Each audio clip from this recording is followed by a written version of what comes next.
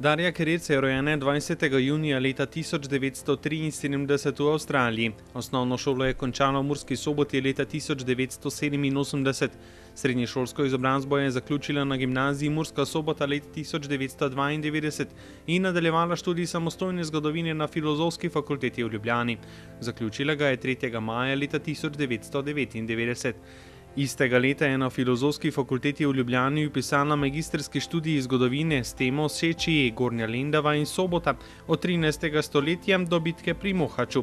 V študijskem letu 2000-2001 je po uspešno opravljenih sprejemnih izpitih vpisala študij srednjeveške zgodovine na Central European University v Budimpešti, ki pa ga je predčasno prekinjena, saj se je kot asistentka za predmet družboslovje na oddelku za razredni pouk zaposlila na Pedagoški fakulteti v Ljubljani.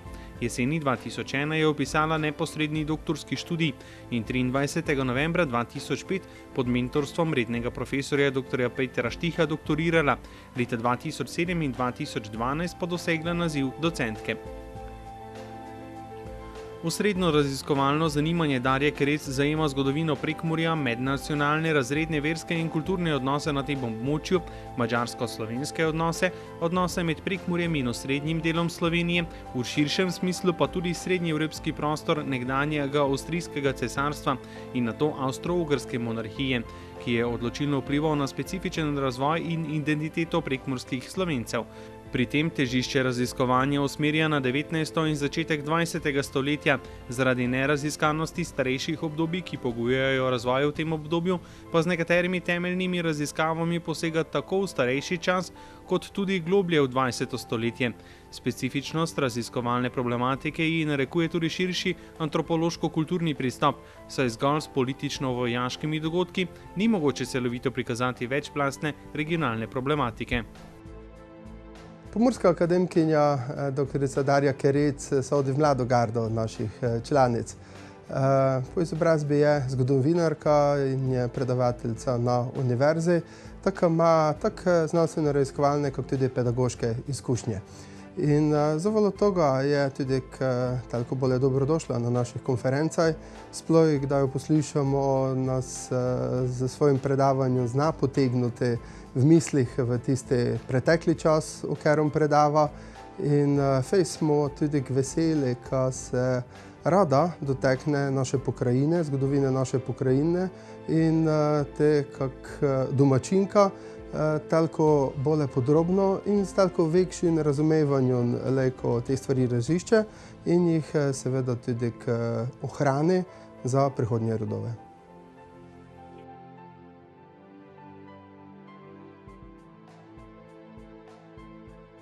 28. julija leta 1914 je Avstro-Ogrska Srbiji napovedala vojno. S to napovedjo je v Prvo svetovno vojno stopilo tudi Prekmurje. Molitve oziroma priprošnje za srečno vrnitev madžarskih vojakov, upanje v zmago avstro-ogrske vojske, poročila z bojišč ter pisma vojakom in od vojakov so se tedensko oziroma mesečno objavljale v osrednjih katoliških tiskih. Trije katoliški tedniki oziroma mesečniki so bili kalendar srca Jezušovega oziroma najsvetejšega srca Jezusovega, veliki kalendar za ljudstvo, mesečnik Nevtepovo poprijetje Device Marije zmožna gospa Vogorska oziroma Marijin list, ki ga je urejal Jožef Klekelj starejši, ter tednik Novine za vogrske Slovence. Jeza, strah in pobožne želje in tudi nestrpnost, še posebej kot reakcija na vstop Italije in ZDA v vojno proti Avstro-Ogrski, se je razumljivo odražala tudi v uredniški politiki osrednjih prekmurskih tiskov. Upokojeni župnik Jožef Klekelj starejši je v Marijinem listu veliko prostora namenil dobrodelnosti, tudi sicer prevladujejo molitve in prošnje domačim bralcem in bralkam, da darujejo za ranjene vojake in družine padlih na fronti. V tem pogledu se uredniška politika in ni razlikovala od ostalih slovenskih tiskov čez Muro. V Kleklovem pisanju je sicer zaslediti predvsem njegovo osnovno dejavnost oziroma poslanstvo, duhovno oskrbo. Njegovi nagovori bralcem so v času vojne vihre tolažilni, zaključujejo se željami po čimprejšnjem koncu vojne. Poseben prostor v posamičnih številkah so tako imenovana tolažilna pisma vojakom in rubrika Dogodki iz vojne. Bolj povedni so posamični zapiski župnika Jožefa Klekla mlajšega v kalendaru po vstopu Italije in ZDA na stran avtantnih sil. Povzeta so dogajanja na bojiščih, objavljeni so podatki o bojnih sredstvih ter način bojevanja, dodana vrednost prispevkom pa so tudi fotografije z bojišč. Še malo pa da je 100 let od začetka Prve svetovne vojne. Visoka obletnica je gvišno dobrodošla tudi za malo podrobnejšo analizo pa raziskovanje te največje morije do te. In pomorska akademkinja doktorica Darja Kerec se je točno te tematike tudi dotaknila na lokalni in svojevrsten način. Pokazala, da nam, kako je naša regija dojemala in kako je naša regija prek tiska dojemala začetek Prve svetovne vojne, kaj je to pomenilo in kakšne so bile seveda posledice vsega toga. Vabljeni, ko si to zanimivo in za Pomurje aktualno predavanje pogledamo.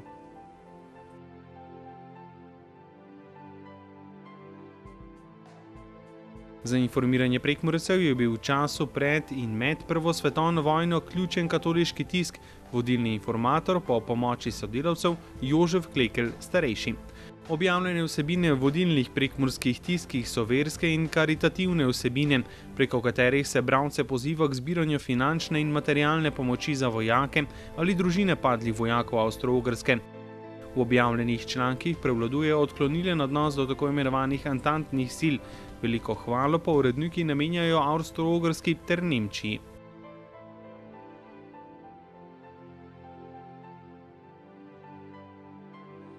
Dober dan še, oziroma dober večer z moje strani. Jaz upam, da je izpis viden, kolegice in kolegi od zadaj, ker sem z belega na črno šla na rjavo. Čas nas torej priganja, jaz ne bom odkrivala tople vode, vendar, ker kot zgodovinarka bom skušala ponovno izpostaviti pomen tiskanih medijev, čeprav vem, da je na drevesa treba paziti in da smo res v digitalni dobi oziroma 21. stoletju. O publicistični dejavnosti je bilo veliko napisanega, naši kolegi zgodovinarji, slavisti, gospod Just, pa recimo še kdo z slavističnega oddelka se je s tem precej ukvarjal, ker je seveda številk posameznih časopisov, 3 osrednje, bom seveda v nadaljevanju predstavila zelo na kratko, 3 vodilne katoliške tiske.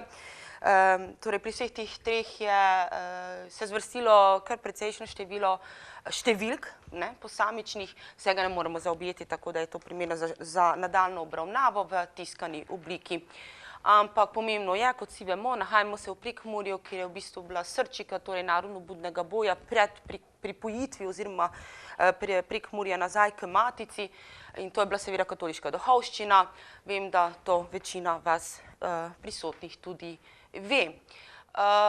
Torej, 3 osnovni, ne osnovni, vodilni listi so bili seveda tisti, pri katerih je urednikoval vsem znani Jožef Klekelj. Seveda se tukaj prihaja pogosto do zmede, imamo starejšega in mlajšega, njiju veže vesje, torej bratranstvo. Samo primer naslovnic, jaz sem se osredinila samo zgolj na leto 14, 15, deloma 16 ali 17, no potem pa že tako gremo proti koncu vojne. Se pravi, kakšen je bil odziv? Kajti do takrat vemo, da Prekmurje ni imelo ravno širokega kroga bralcev, ki bi lahko brali seveda v narekovajih, v navednicah krajnskem jeziku, in so bili pravzaprav naši predniki, pa še mogoče kdo danes še živečih, izključno vezani na božno čtivo. In poleg tega je še eno pomemben časopis in seveda to so novine in že sama beseda nam pove, da gre pravzaprav za časopis dnevni, tedenski ali mesečni, ampak zdaj to toliko ni pomembno. Katoliški duhovniki so bili torej narodno-buditeljski, da ne bi kdo zameril, nekoliko bolj kot pa recimo tisti iz vrst evangeličanske cerkve. Jaz bom samo na hitro pokazala nekaj primerov, kar je zelo pomembno za tako regijo in pravzaprav za tako, bom rekla, tudi revno faro ali župnijo oziroma del, okrog katerim sta ustvarjala oba dva Klekla, pa še tudi Ivan Baša in Ivanoci, so se pojavile torej fotografije, predtem so to bile v glavnem risbice ali nabožne podobe. In to so bile v bistvu prve take slike, ki so jih bralci doma v domači pokrajini lahko videli in je bilo nekaj novega. Jezik je v bistvu tak, da ga lahko razume oseba, ki živi na tej strani Mure ali na drugi strani Mure. Leta 14 izbruhne Prva svetovna vojna, kot vsi vemo, o tem ne bomo podrobneje razlagali. Posebej se tiče slovenstva leto 15, ko seveda Italijani, spretni pogajalci, bolj kot diplomati, pravzaprav uspejo prelisičiti, pravzaprav, kako bi rekli, ne bom rekla Slovence, ampak pravzaprav doseči z pristopom k atantnim silam, torej to, da potem dobijo zemlja, za katere vemo, da niso več slovenska, s to razliko, da Trst nikoli ni bil ravno naš, ampak o tem mogoče kdaj drugič. Srbi so bili veliki sovražniki, Klekelj jih ni maral, seveda že zaradi tega, ker so bili to seveda pravoslavci. Marijin list kot gospod, ki bere oziroma vojak na tejle fotografiji, ne moramo reči, da bere ravno Marijin list, gre pa za to, da pravzaprav v vojni vihri, v vseh nemogočih situacijah, če potrebuje vsaka oseba intelektualno čtivo, ali je to Biblija, ali je to oziroma svetopismo, ali časopis, kakorkoli, ali križanka, danes bi to bil mogoče sudoku, skratka nekaj, da pravzaprav človek ne znori na frontah, sploh v času, ko govorimo o opozicijski vojni. 2 kroni je to stalo, to ni bilo drago, za naročnike čez lužo pa seveda krono več, ker je bilo neke omembe seveda pred mano se strani seveda otrok in šol, najpomembnejšega jedra vsake družbe. Je tukaj taka fotografija zanimiva, 2 deklici, 2 punčki, ki sta seveda osiroteli. Kot vemo, Prva svetovna vojna je na milijon žrtev ranjenih povzročila, tudi Slovenci, to stran in ostran Mune so na veliko padli, v par 100 tisoč se vleče tudi številka širše, če pogledamo vsej Soško fronto. V kontekstu veroizpovedi je gospod Klekelj oziroma župnik Klekelj ločeval res na tiste, ki so prave vere, pa malo manj prave vere. Če pogledamo samo citat, zbiranje sredstev, donacije za ranjene, za osirotele, za vdove, so se pravzaprav, podatki za zbiranje so se seveda objavljali in pa seveda vabila so se objavljala v večini, torej v vseh 3 listih, in tudi nagovarjala, darujte, če tudi niso take vere, kot smo mi, ta prave vere, torej katoliki. To ni nič presenetljivega za tisti čas, mogoče to bi se zdelo pomembno celo dan danes. No, Srbov, Rusov, Črnogorcev, Grkov ni ravno maral, torej ta naš urednik. Čutila se je torej neka ta pokroviteljska drža, oziroma se čuti ta pokroviteljska drža, če bolj podrobno bere bralec, oziroma če ima mogoče ta dar za subtilno. Kar je še nekaj pomembno, torej ne gre za eksplicitno pejorativen odnos do Italijanov, Rusov, Grkov, v teh tiskanih medijih, v tistih časih seveda niso bile te tiskani stroji tako dobri, poleg tega tudi verjetno pomočnikov ni imel toliko. Največkrat se je celo pisalo, razen na začetku stavka z malo Italijani, z malo Rusi, malo Grki, z malo, pa ne zato, torej, ker so bili na nasprotni strani, za katero je navijal Klekelj in njegovi sodelavci. Če še nadaljujem pri Italijanih, ti res niso bili dobro zapisani, pri Madžari seveda in tudi to zadevno ne tudi pri Klekeljju oziroma Prekmurcih. Pripisovalo se jim je, da so na veliko preklinjali, zanimivo je Italija, ki imamo v mislih kot zelo tako neverno deželo še danes oziroma državo, so prav skoraj dnevno, skoraj vsaki številki se je pokazalo, kako so najslabši vojaki, seveda Italijani, dobro, Slovenci imamo v tem svoje mnenje iz 2. svetovne vojne, ampak kletvice, to pa nekaj groznega in ne čudo, da ga Bog kaštigo, je bil ponavadi potem zaključek, ni čudo, da ga bo Bog kaznoval. Torej, to so brezbožni vojaki, skratka, če si se pa spreobrnil in to na bojišču, kar ni bilo seveda težko za samo duševno oskrbo, na bojišču si pa mogoče imel možnost, da boš celo preživel.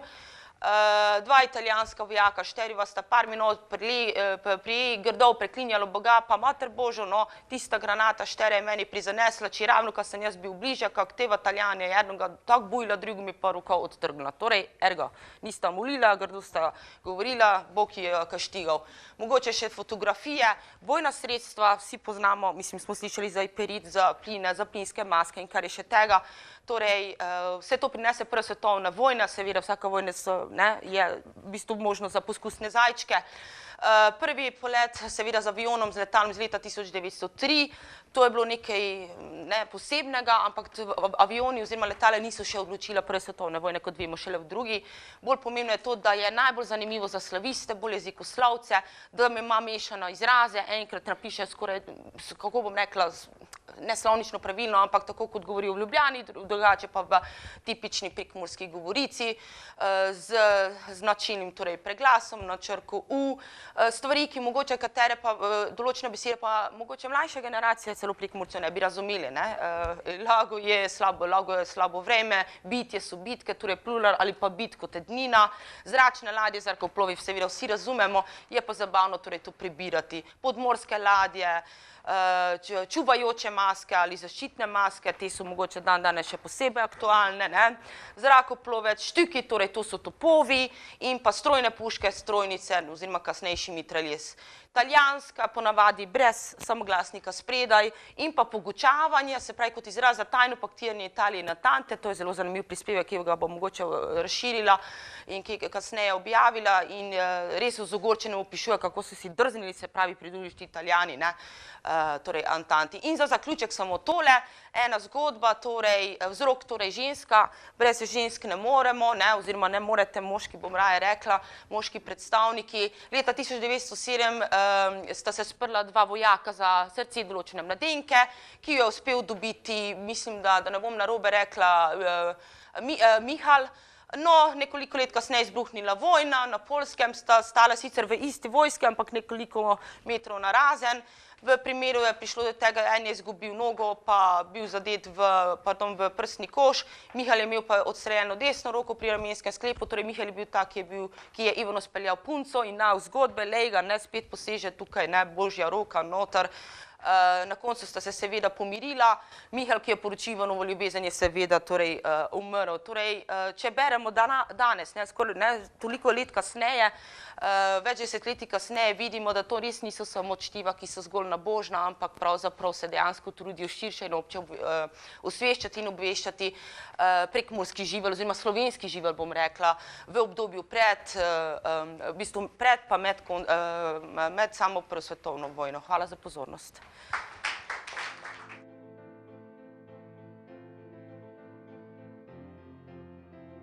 Letna naročnina Marijinega lista je bila 2 kroni, za Amerikance oziroma izseljence pa 3 krone. Največ negodovanja in žalitev je v Marijinem listu zaslediti na račun Italijanov, ki so v letu 1915 vstopili v vojno na strani Antante. Na podobnih področjih raziskujejo pomurski akademkinji dr. Darji Kerec še naslednji člani PAZU, pomurski akademik dr. Mitja Ferenc, pomurski akademik dr. Andrej Hozjan, pomurski akademik dr. Atila Kovač, pomurski akademik dr. Oto Luthar in pomurski akademik dr. Ivan Rihtarič.